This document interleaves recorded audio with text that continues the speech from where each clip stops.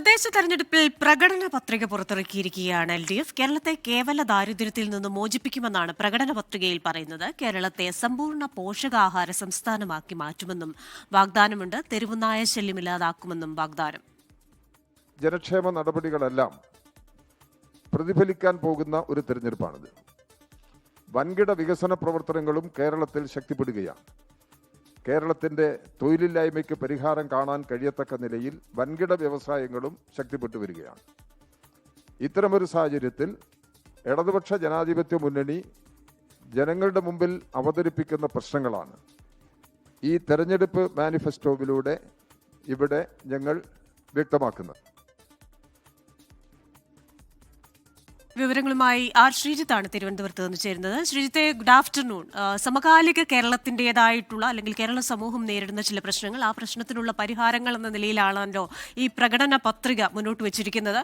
സൂക്ഷ്മമായ ഓരോ വിഭാഗത്തെയും ബാധിക്കുന്ന കാര്യങ്ങൾ അതിലുണ്ട്. അതിലേറെ ശ്രദ്ധേയമായതിലൊന്ന് ഈ ലഹരി വിരുദ്ധ പ്രചാരണം കൂടി പ്രകടന പത്രികയിൽ ഇത്തവണ ഉൾപ്പെടുത്തിയിട്ടുണ്ട് എന്നതാണ്. എന്തൊക്കെ കാര്യങ്ങളാണ് ഈ മാനിഫെസ്റ്റോ പറയുന്നത്? ക്രിസ്റ്റിന, 2025 തദ്ദേശ തെരഞ്ഞെടുപ്പിലുള്ള പ്രകടന പത്രികയാണ് LDF ഇപ്പോൾ പുറത്തിറക്കിയിരിക്കുന്നത്. ഈ LDFന്റെ പ്രകടന പത്രികയിലെ ഏറ്റവും പ്രധാന വാഗ്ദാനം കേരളത്തെ കേവല ദാരിദ്ര്യ വിമുക്തമാക്കി മാറ്റും എന്നുള്ളതാണ്. നേരത്തെ അതിദാരിദ്ര്യ നിർമ്മാർജ്ജനം എന്ന ലക്ഷ്യം പൂർത്തീകരിച്ചതായി സർക്കാർ അവകാശപ്പെട്ടിരുന്നു. സർക്കാർ ആ നേട്ടം കൈവരിച്ചു എന്നാണ് അവർ പറയുന്നത്.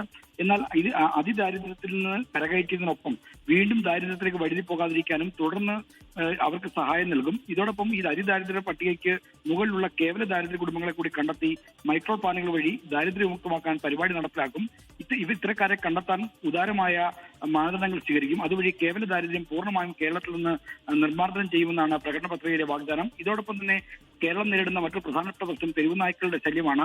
തെരുവുനായ്ക്കളുടെ ശല്യം അകറ്റാൻ ഈ തദ്ദേശ സ്ഥാപനങ്ങളുടെ അടിസ്ഥാനത്തിൽ ഈ തെരുവുനായ്ക്കളെ കൂട്ടത്തോടെ പാർപ്പിക്കാനുള്ള സങ്കേതങ്ങൾ സൃഷ്ടിക്കുമെന്നാണ് പ്രകടന പത്രികയിലെ വാഗ്ദാനം. സന്നദ്ധ സംഘടനകളുടെ സഹകരണത്തോടെ ഈ ഇത്തരത്തിലുള്ള സങ്കേതങ്ങൾ സൃഷ്ടിച്ച് തെരുവുനായ്ക്കളുടെ ശല്യത്തിൽ നിന്ന് ജനങ്ങളെ രക്ഷിക്കുമെന്നാണ് പറയുന്നത്. ഇതോടൊപ്പം തന്നെ മറ്റ് സ്ത്രീകൾക്കടക്കം തൊഴിൽ നൽകുമെന്ന് ഉള്ള വാഗ്ദാനമുണ്ട്. അടുത്ത 5 വർഷം കൊണ്ട് 20 ലക്ഷം പേർക്ക് തൊഴിൽ നൽകുമെന്നാണ് ആ വാഗ്ദാനം. സ്ത്രീകളുടെ തൊഴിൽ വിപണിയിലെ പങ്കാളിത്തം 50% വർദ്ധിപ്പിക്കുമെന്നും പ്രകടന പത്രിക വാഗ്ദാനം ചെയ്യുന്നു.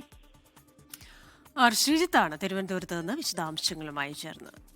ലോകത്തെവിടെയായാലും ഏത് സമയത്തും 24 വാർത്തകളും ഓഗ്മെന്റഡ് റിയാലിറ്റി പാക്കേജുകളും എക്സ്പ്ലെയിനറുകളും വിശദമായി കാണാൻ ഞങ്ങളുടെ YouTube ചാനൽ നിങ്ങൾക്ക് സബ്സ്ക്രൈബ് ചെയ്യാം.